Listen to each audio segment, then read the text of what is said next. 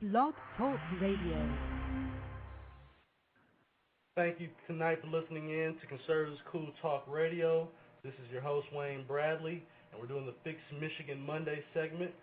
Tonight, we'll begin a series of bringing the GOP candidates for governor onto the show. My first candidate, and my second candidate, who I'm very happy to have on the show coming on live tonight, is Rick Snyder. Rick, welcome to the show. It's great to be with you, Wayne. Thanks for having me. Thank you. Just so for the people who aren't familiar with you, could you just give everyone a background of Rick Snyder and what made you decide to run for governor?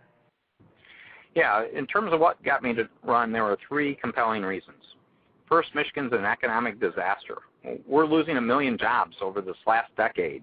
We've got the highest unemployment in the country and have had for 4 years. The second thing is Lansing is broken. Our government doesn't work right. Our political system doesn't work right. We've shut down our government twice over budget disputes in the last 3 years. And the third thing is I don't believe career politicians are the answer.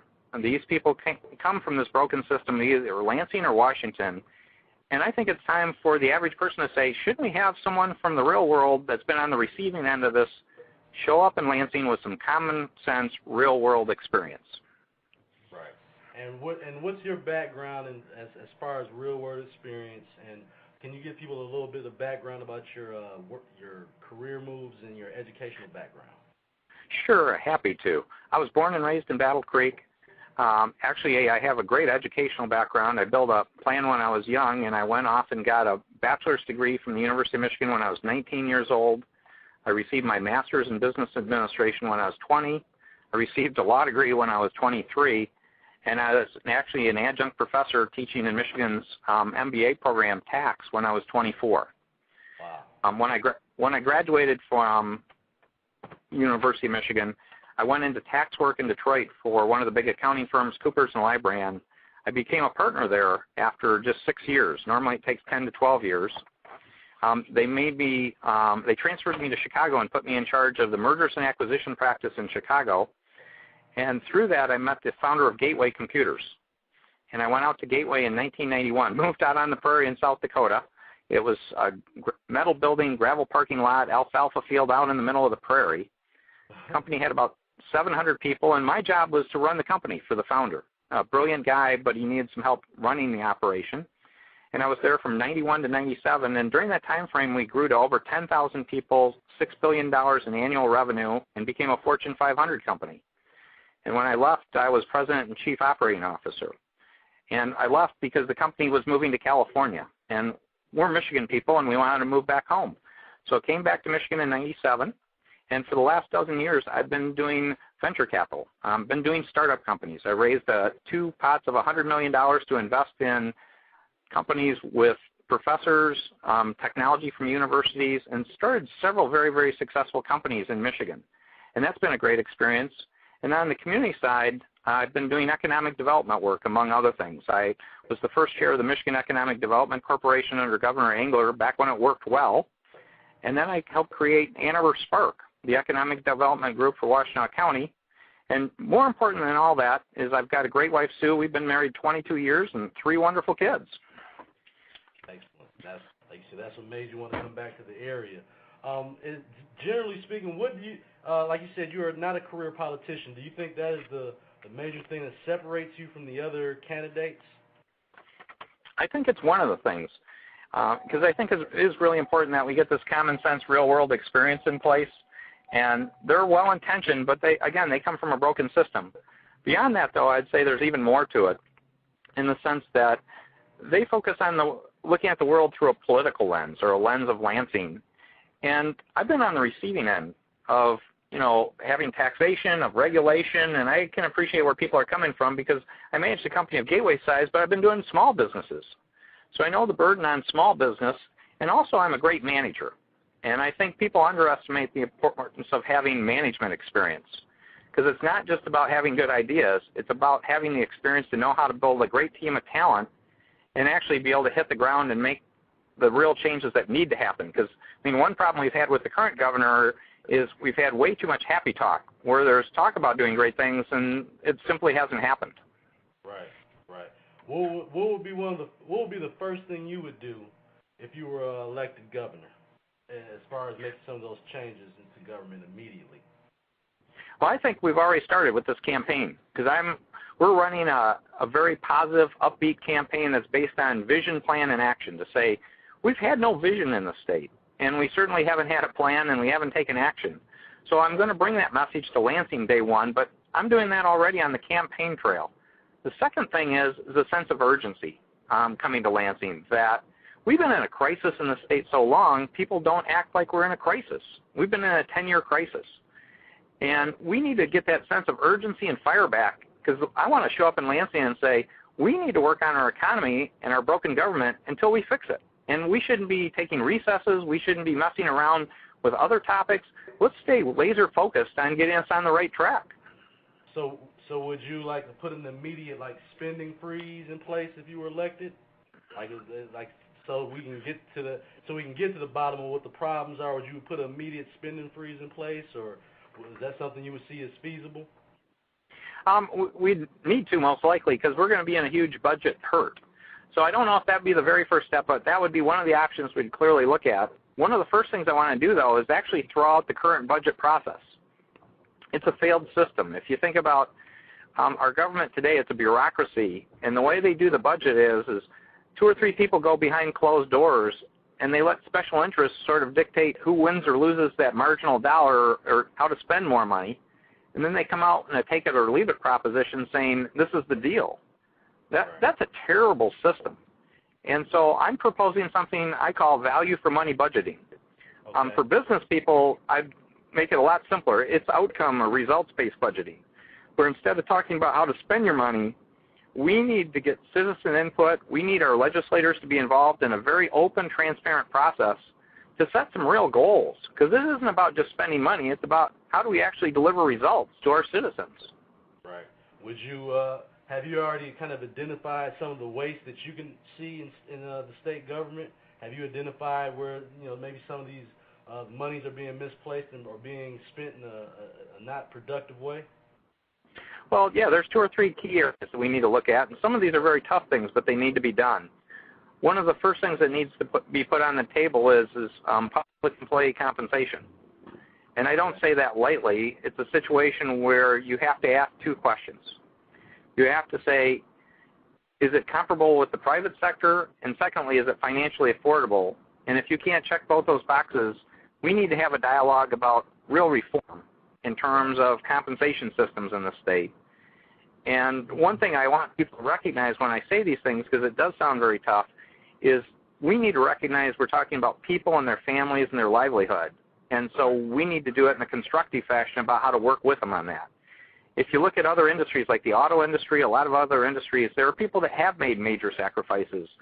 And we're all going to benefit and appreciate that. We need to ask those same questions in the public sector.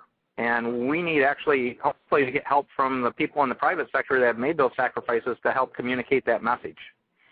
Right. So, I mean, essentially you're talking about when you're dealing with these, all the state-run jobs, these are all unionized jobs. So you're talking about there's going to have to be some communication on both sides of that when you're talking about their compensation.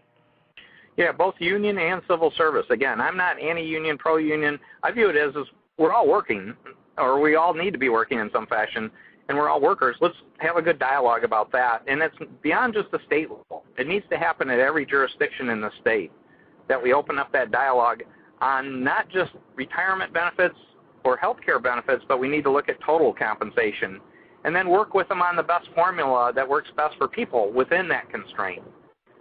One other thing that I think is important to set the tone for that dialogue, though, that we have not done in the past that is clearly something that's been overlooked for many years, is I want to do a real balance sheet for the state and for all the jurisdictions and get that to the average person. The financial statements of the state of Michigan today are almost unintelligible by even a CPA. I've looked at them.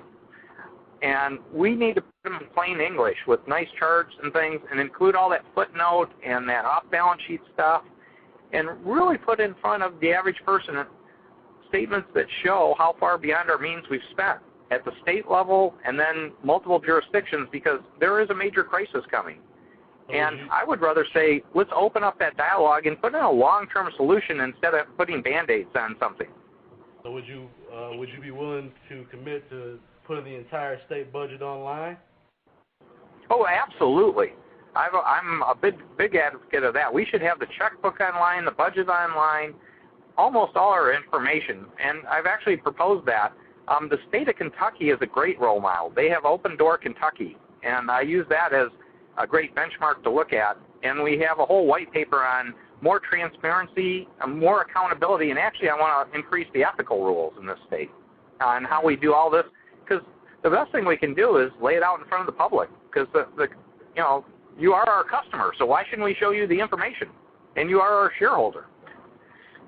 Are you committed to not raising taxes? Like, are you willing to sign that no tax increase pledge that Grover Norquist is requesting from all the candidates?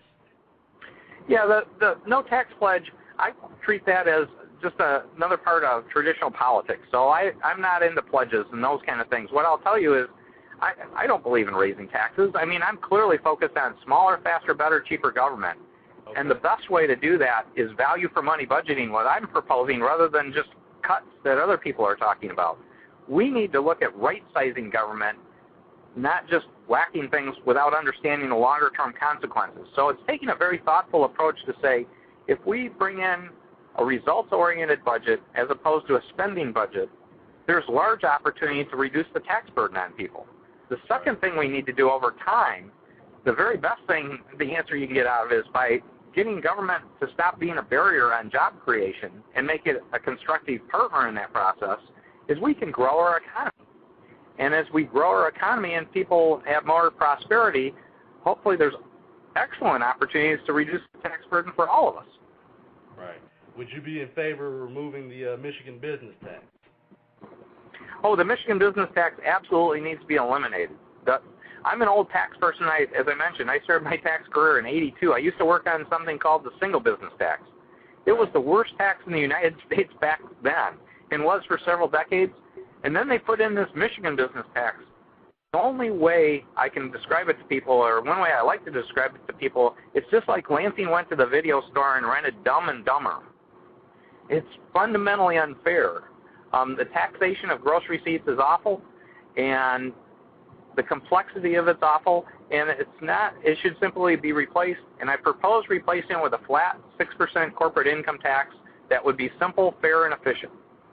That's just the next question I was going to ask you, since you're a tax guy.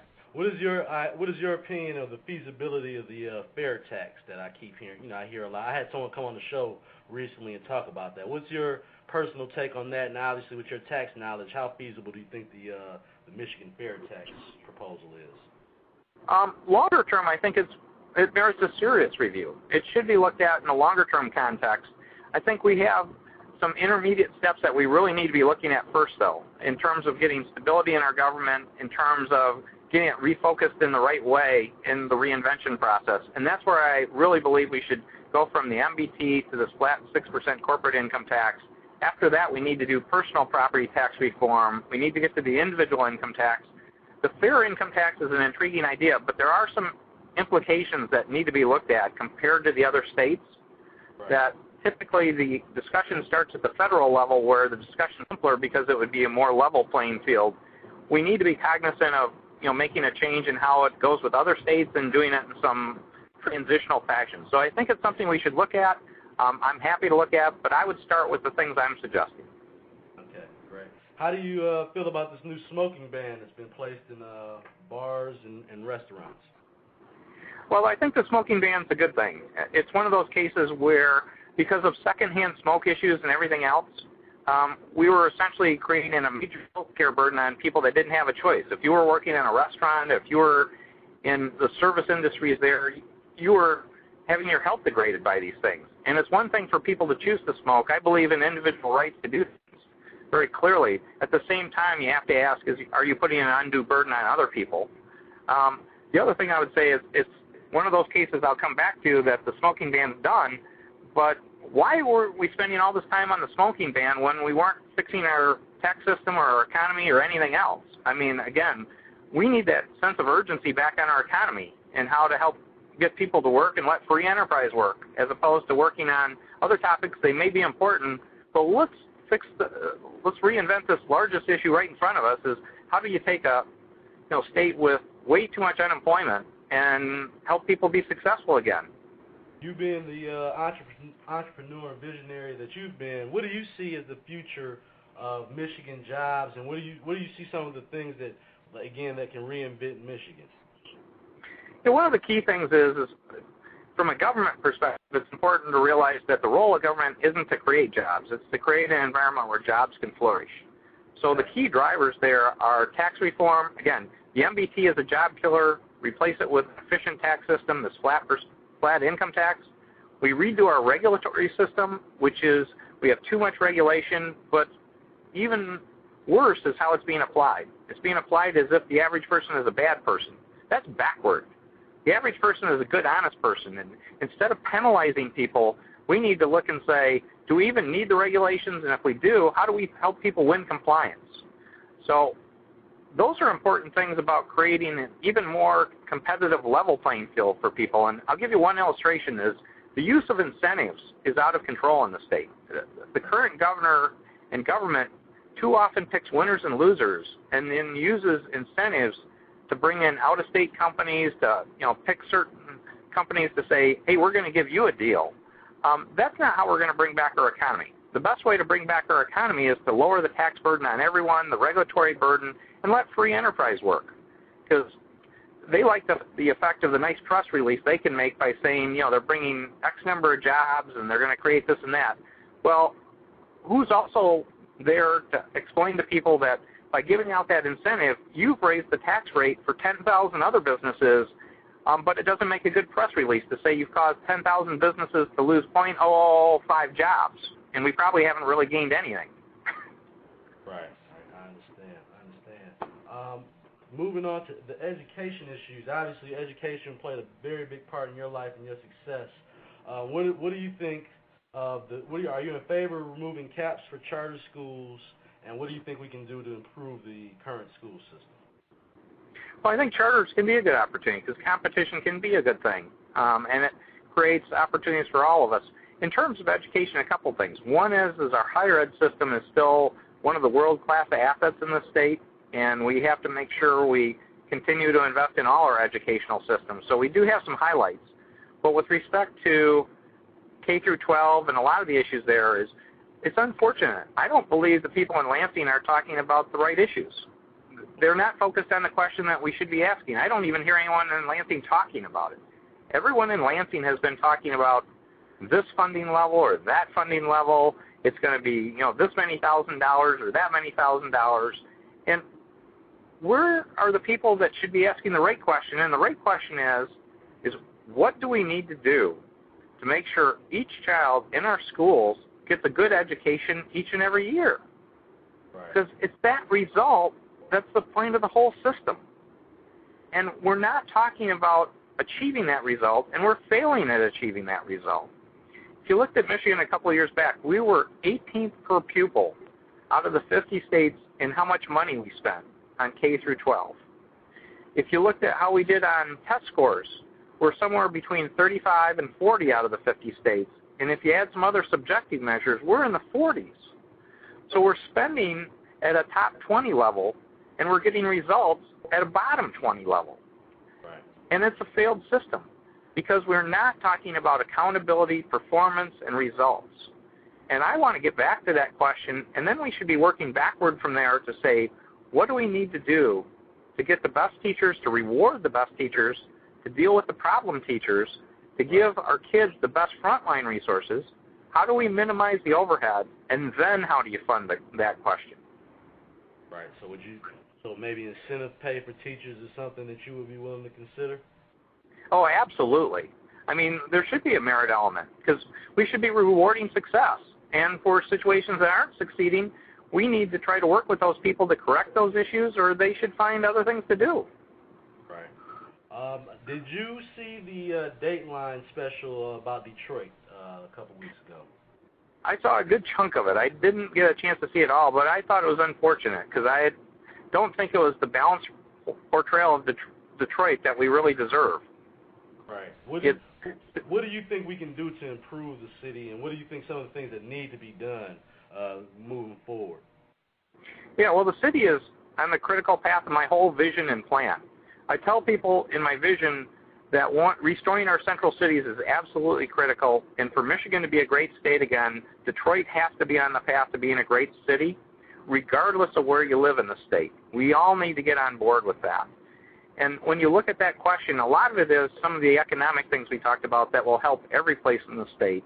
But beyond that, if you look at the history of some of our cities, including Detroit, the issue has not been coming up with knowing the right ideas to do. It's the implementation of those ideas, that too often people hit barriers and they grind to a halt, and we don't really fully implement the changes, the structural reforms that need to happen. I'm very excited about Mayor Beng and the new city council, and as governor, my view is we need to partner with them and back them to the hill on really making sure the appropriate structural reforms really happen, that we need to draw the line in the sand to say it's got to be done. Right. And I'm excited about Detroit. I'll give you one illustration because I've been actively campaigning in Detroit, and it's great. We've done a number of young professional events, different things going on. We're actually holding a town hall in Detroit tomorrow in the city. Where are you holding that town hall at? Let everybody know. At the DoubleTree Hotel at noon. Okay. The one right downtown. Okay. And it'd be great to have a good turnout.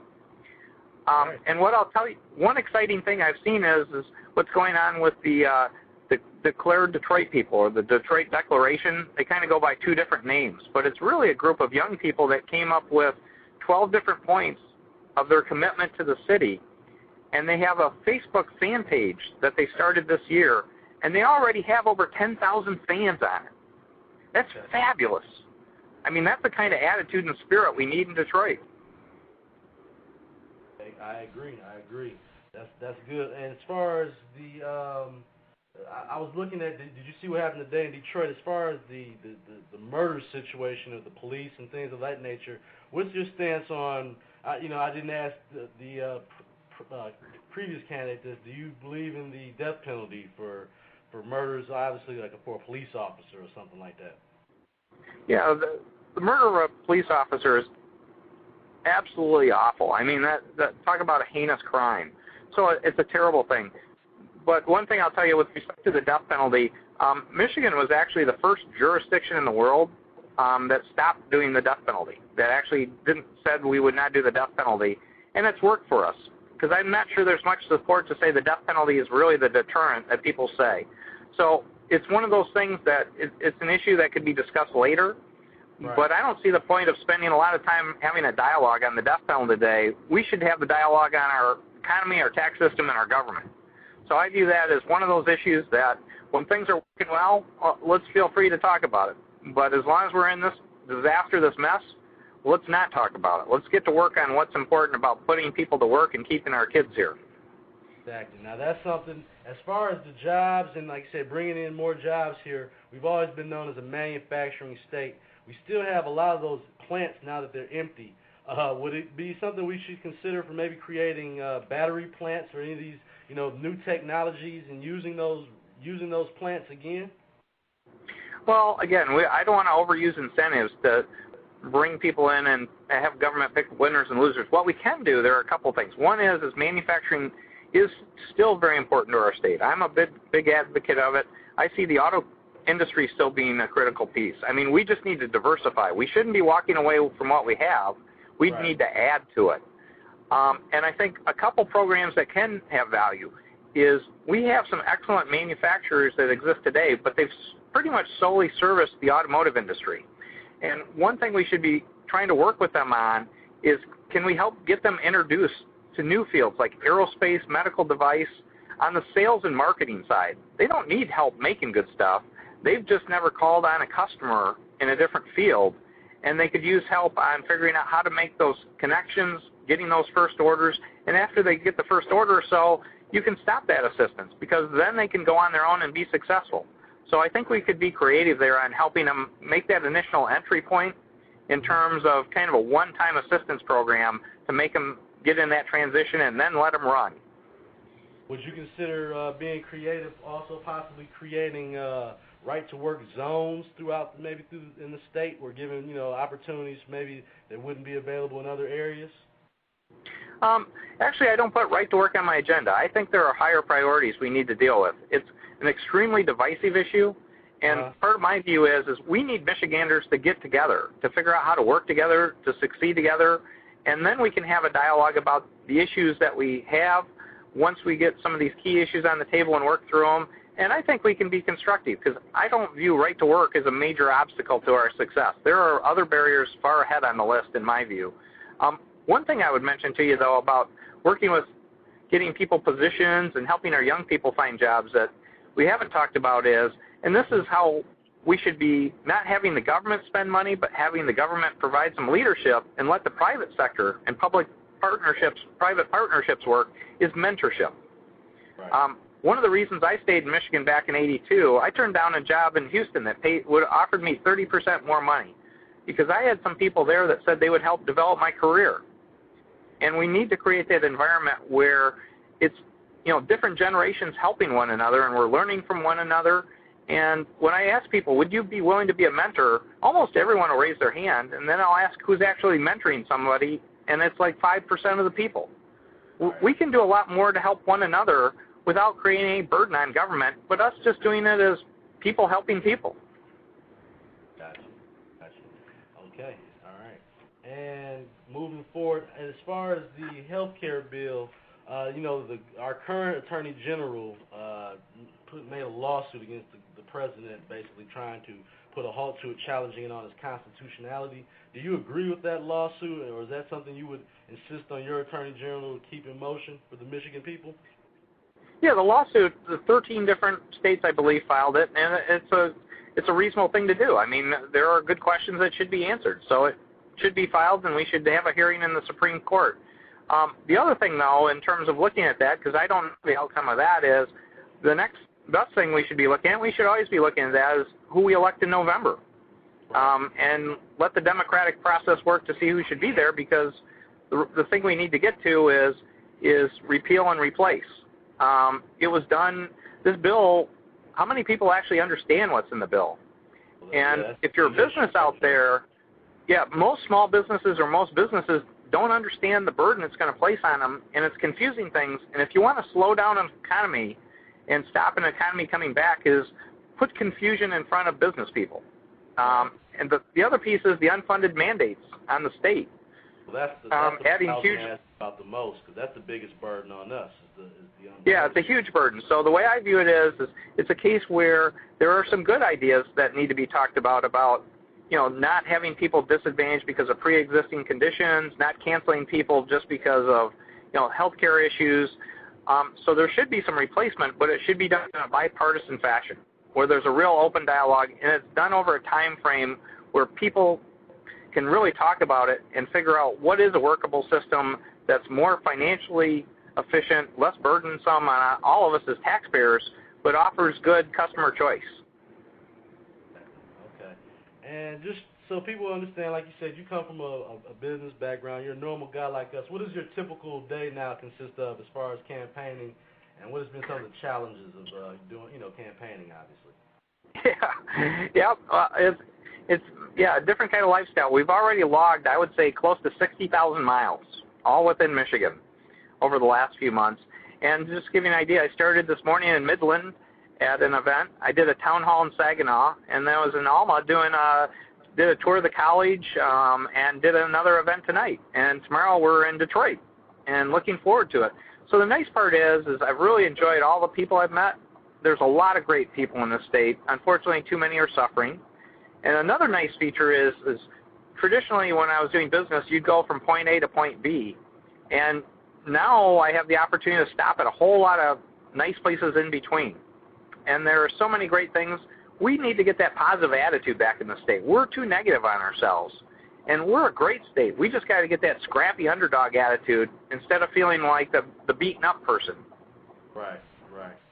Exactly. Well, can you let everyone know, give everyone your website address so people, if they need to get more information. You have one of the best websites I've seen as far as giving out information. Can you give everyone that address?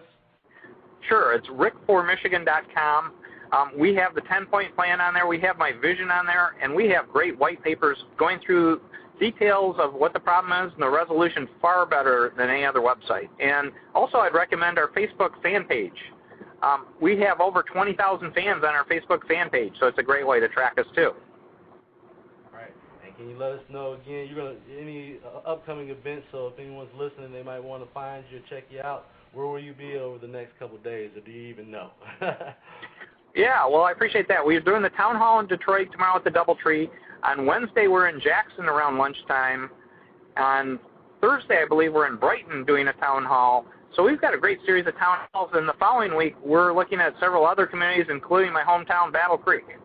So if you go to our website, we'd be happy to show you the list of those places. And we're actually asking people to put in suggestions and sort of vote for where they'd like to see us go next. Great. All right, well, I really appreciate you coming on the show, and we'll continue to follow you through this campaign. And, again, I hope we can have you on again. Thank you so much for coming on the show. Well, thanks for having me, Wayne, because it's time for real-world common sense to show up in Lansing, so I appreciate it.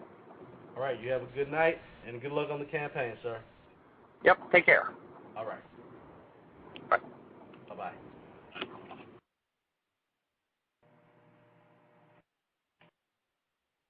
All right, that was Rick Snyder on the show for Fix Michigan Mondays. If you have, like I said, if you haven't seen any of the commercials for One Tough Nerd or any of the great advertisements, I would suggest to check that out. If you heard the interview and you have any questions or you think want to comment on the interview, give me a call. 347-996-3175. Again, over the next couple weeks, I'll have all the gubernatorial candidates on the show. We already had Mike Bouchard on last week, or 2 weeks ago, I'm sorry. And next week we'll have on Mike Cox, and the following week we'll have Pete Hoekstra on the show. So we're doing our best to bring you all the candidates who are looking to fix Michigan.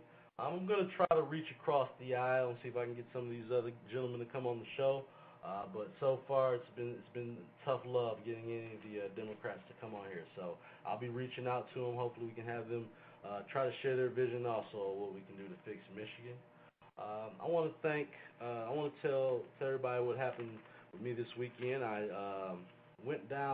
spoke at the NAACP event down in Coble Hall this weekend. It was a great experience as far as actually being able to express some conservative values. I was the only conservative sitting on the panel, but I did have a great time. I want to thank Maia Anthony for inviting me to that event.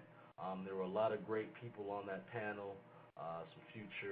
We had some candidates for Secretary of State on there. We also had a lot of great entrepreneurs and business leaders in the community.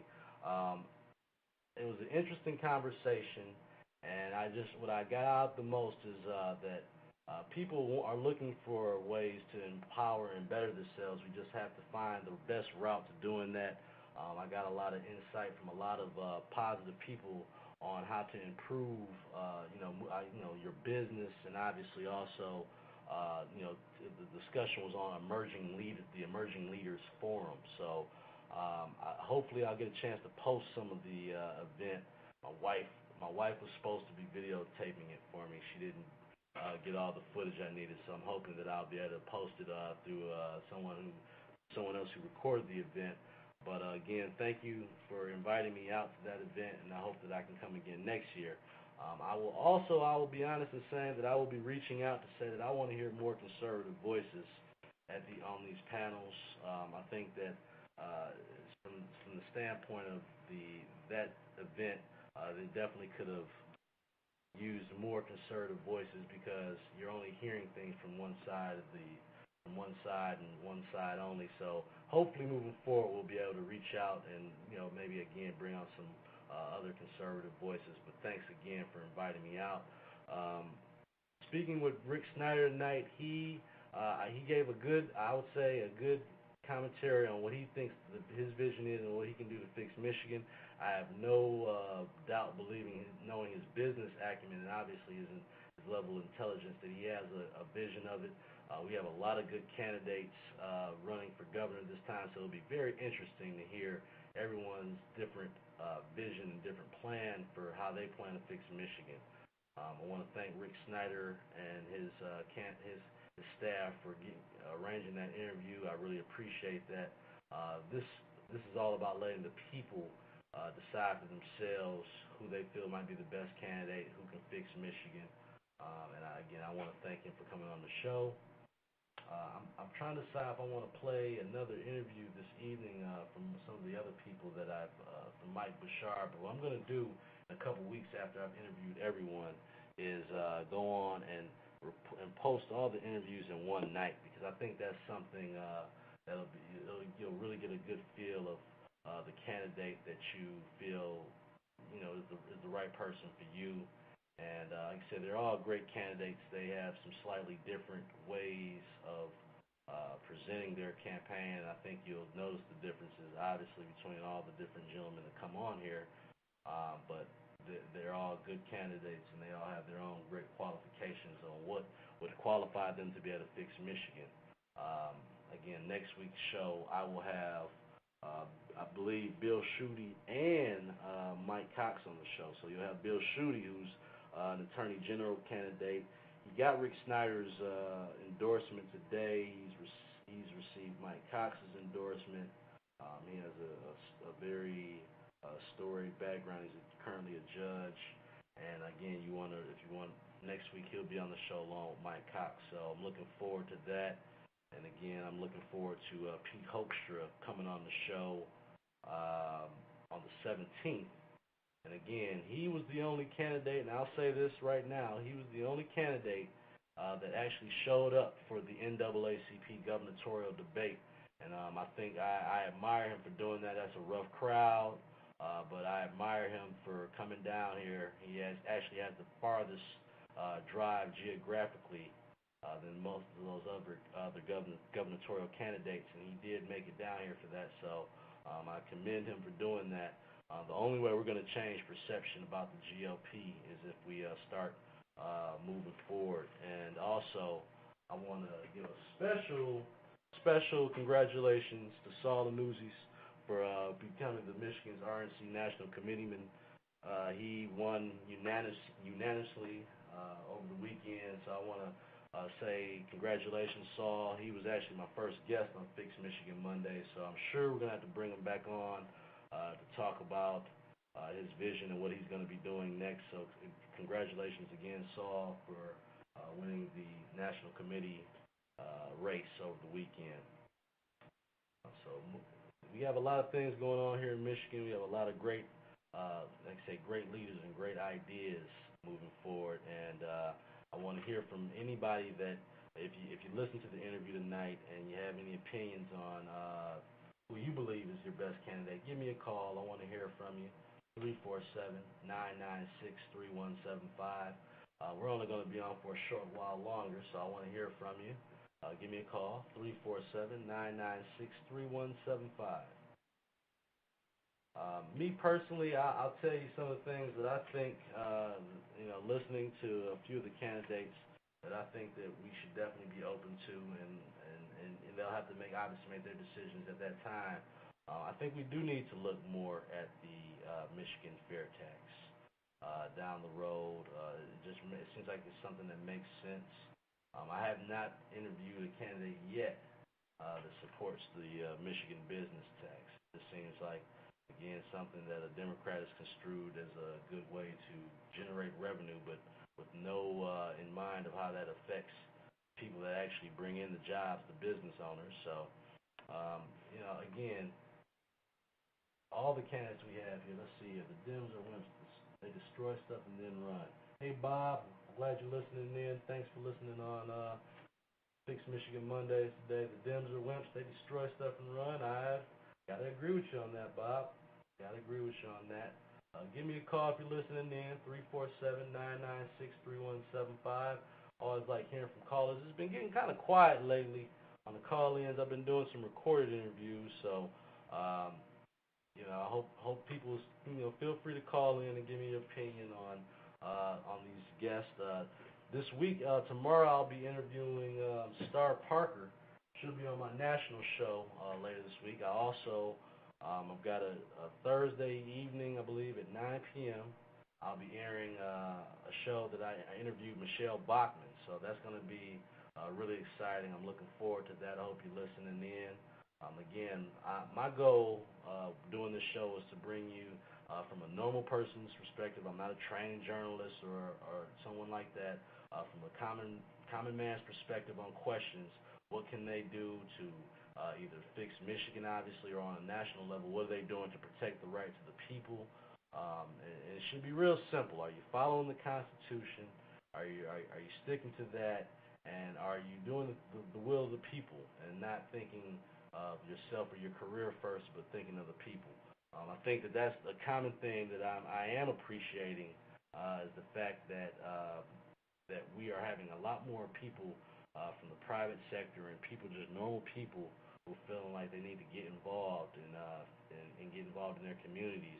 And that's what you're seeing from these tea parties, and you're seeing from a lot of different candidates that are deciding to run that had no plans or ideas of being a politician. So I think that's a great thing. I think that more people getting involved and bringing more common sense to government is a good idea, regardless of a party affiliation, more or less. That the fact that common sense in government is something that we badly need. Give me a call. We only have a few minutes left. 347-996-3175. I want to hear if you have what's your plan to fix Michigan. What do you think we can do to fix Michigan and put it in a better position? Give me a call. Again, I want to thank Rick Snyder and his staff for setting up that interview tonight. He will be at the DoubleTree at 12 o'clock tomorrow at the Town Hall. That's on 4th Street in downtown Detroit. So if you are interested and want to come down there and hear Rick, he'll be at the DoubleTree on 4th Street at 12 o'clock for a Town Hall meeting. I don't know if I'm going to be able to make that one or not, but I've heard Rick speak before, and I can tell you that his ideas are good. And you just, like I said, at some point you have to make a decision on who you feel has the best vision of leading Michigan. We have a lot of good candidates, and I look forward to bringing them all on the show and them again spreading their vision on what they think can fix Michigan. Give me a call, 347-996-3175. I want to hear from you. We also have tomorrow, I'll also have Tim Johnson, who is the president of the Frederick Douglass Foundation, on the show. We're going to talk about all the different black conservatives running throughout the country. And we have over 30, and if you don't know, over 30 black Republicans running for Congress and Senate spots throughout the country. And I just think that, again, I think that that's a good thing, and I think that it's very important to reaching out in the urban communities and giving them options and not being only in the back pocket of the Democratic Party. So I think that's a good thing, and I think the more that happens, the more attention is brought to that. The media has done their best, from what I can see, the mainstream media has done their best to not expose the fact that there are black conservatives throughout the country that are running for positions. And there's no way they can discredit these people, and so what they choose to do is just ignore them as to pretend that it doesn't exist. But I've actually got confirmation today I don't have a date yet, but Alan West will be coming on the show next month, so I'm very excited about that. I've been working real hard to get him on the show, and I'm glad that they finally committed to coming on. So I look forward to that. I think again, it's more about one of my goals is to spread the conservative message in my community. I'm not in a position, or I'm not in a position of trying to make people choose sides or anything like that. I think that a good conservative message cuts through all that, and it doesn't really have to be sold that many times. It's just that people need to actually hear it. And right now, again, I'll be bothering Saul about as much as I can to help spread the conservative message in urban areas. So Saul, thank you for coming on and being my first guest on Fix Michigan Mondays. But I promise you I will be giving you a call soon and emailing you and trying to, again, expand on the party. I know Saul is a good guy. He'll help make that vision a reality. So I'll be getting in touch with you soon. I look forward to that. That is part of what I want to do is, again, spread the conservative message and give and give my community and other urban communities options instead of believing that the only person that cares about them is the Democratic Party, because that's essentially what they sold them and got them believing. So, we're looking forward to a lot of the things we're going to do here in 2010. We're going to get the right candidates in office, like my guy Dan Tallis out there in Clinton Township, I believe the 31st District. So, if you don't know about Dan, go check out his website and look him up on Facebook. And he's a good friend of mine. He's again a good, solid, conservative values of a normal person using common sense conservatism in government. I think that's something we really need to focus on, and again, expanding the message of the party to different people. So, if you're listening, Dan, I wanted to make sure I let people know that know about your campaign. I'm gonna be going through a lot of different campaign events and listening to people. Again, trying to present them to the people. If you don't have time to go to all these different events, I want to make sure that I'm there to present for the people so they can listen and make their own decisions. Over the next couple weeks, I've got some other events that I'll be going to and pretty excited about. And I promised that I would talk about it tonight on, what date is this? We got on May 28th, 2010, the Michigan Republic National Hispanic Assembly Leadership Banquet and Awards Ceremony. It's also a straw poll. I'm actually on the honorary host committee for this event, and David Valencia, I thank you for inviting me to this, and I look forward to this event. I'll actually be broadcasting live there, so it's going to be a really nice event. This is going to be at the Los Galanes Banquet Hall on 3362 Bagley Street, so if you're interested in going, I would suggest reaching out to David Valencia or going onto the website at mrnha.com and getting some more information about the event, or just giving me a call here on, follow me on Twitter. I'll definitely keep you posted on the event. We're going to be broadcasting it live, so I look forward to that, and I thank David for inviting me out to that event. So, again, I'm trying to go to these different events and present to you the people who you believe is the best candidate that's looking out for you and your interests. So we're going to be going off the air here soon. Give me a call, 347-996-3175. Let me know what you thought about the Rick Snyder interview if you're interested in doing that. I was looking at the blogs and looking at Twitter and looking at the comments on there. Bob, I appreciate you following on there tonight and giving me your input on that. Let me know what you thought about the interview with Rick Snyder. Again, I'll be posting that online so people can listen to it at any time. Thanks again, Rick, for coming on the show. You got a good campaign going so far, and wish you best of luck in that.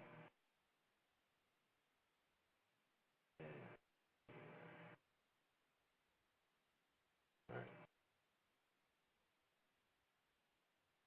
Over the next couple of weeks, again, like I said, after talking with Tim tomorrow, part of my goal will be to bring on different conservatives throughout the country, continue to do what I've been doing as far as that, but bringing out, in particular, African-American conservatives. There's over 30 running for Congress positions throughout the country, and I plan on bringing on as many as possible, again, because the mainstream media does not seem to want to make that announcement or promote that in any sort of way, which I think is a good thing. So, I'm going to be signing off the air here a little early tonight. If you're not following me on Twitter, the address is Conservative is Cool, or go under the username of WB Conservative and you'll find me. You can go ahead and listen to all the other shows that I've done over the last couple of months right here on the Blog Talk Radio site, or go to conservativeiscool.com, and you can also listen to all my old broadcasts on there. And I thank everyone that's been supporting the show. Again, the call-in number every week is 347-996-3175. Feel free to call in whenever you're listening on the show. Thanks a lot, and I'm going to be logging off. The website again, conservativeiscool.com. This is your host, Wayne Bradley. I'm signing out saying good night and God bless.